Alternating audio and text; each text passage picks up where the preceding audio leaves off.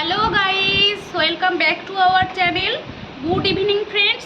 প্রতিদিনের গল্পে নতুন একটা ভিডিওতে সবাইকে স্বাগত জানাই। তো আজকে আমি ডেইলি ব্লগ শেয়ার করছি না, আজকে শেয়ার করতে চলেছি রেমালের তাণ্ডব। তো আপনারা সবাই খবরে দেখছেন শুনছেন রেমালের তাণ্ডব ব্যাপারে। তো বিশেষ করে আমাদের এখানে ঠিক অতটা ক্ষতিগ্রস্ত হয়নি, যেগুলো হয় সেগুলো হচ্ছে সমুদ্র উপকূল এলাকাবর্তীতে ক্ষতিগ্রস্তটা বেশি হয়। তো হয় না বলা ভুল, এখানে ভীষণ পরিমাণে ঝড় হচ্ছে, তো এখানে তো কাঁচা বাড়ির সমস্যাগুলো বিশেষ করে হয়। আর যেখানে বিশেষ করে টিনের বাড়ি, তারপরে মাটির ঘর, এইগুলোতে হয় আর কি।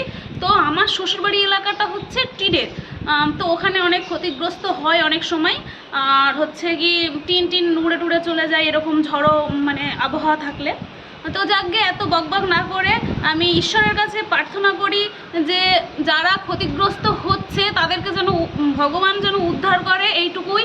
তো আমরা তো সেভ আছি, যারা নেই তাদের অবস্থাটা ভাবুন, তারা খেতেও পাচ্ছে না, এমনকি হসপিটালে ঠিকঠাক করে যেতে পারছে কি সন্দেহ। এখন আমরা খবর টবর দেখছি না, তো জানি না। সকালবেলা একটু খবর দেখেছি, তো একজন মারা গেছে, এরপরে আর খবর টবর দেখা হয়নি। যাকে বকবক না করে আমাদের আবহাওয়াটা ঠিক দেখিয়ে নিই। তো আপনারা যে যেখান থেকে ভিডিওটা দেখছেন না কেন, কে তারা কেমন আছেন সবটা আমাকে একটু কমেন্টে জানাবেন। আপনাদের ওখানে কেমন আবহাওয়া এবং কতটা ক্ষতিগ্রস্ত হয়েছে একটু শেয়ার করবেন প্লিজ।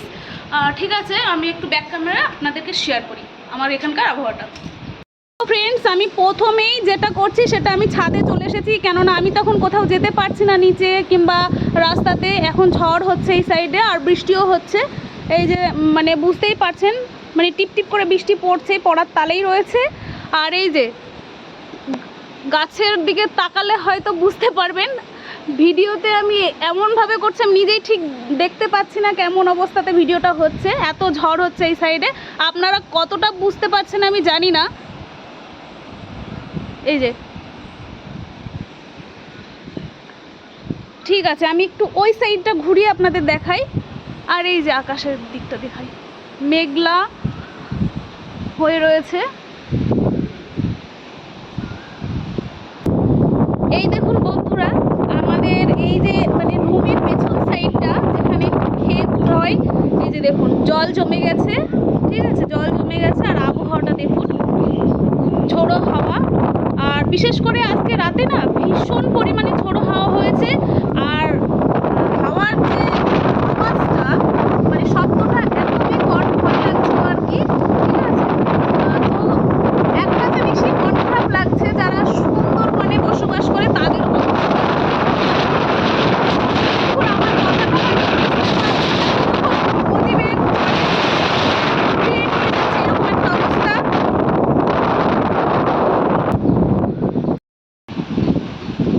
এই যে দেখুন কীরকম ঝড় হচ্ছে।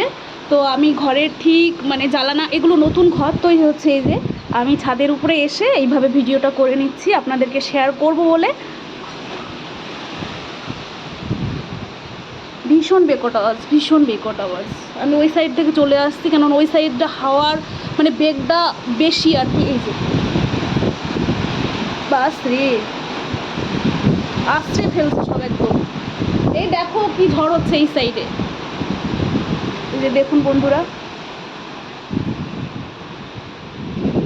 কি বলবো, মনটা ভীষণ খারাপ। মানে যারা বিপদে পড়েছে তো তারা পড়েছেই, আমরা তো তাও সেভ আছি, এইটা ভেবেই মন খারাপ করছে। তারা ঠিক কেমন আছে।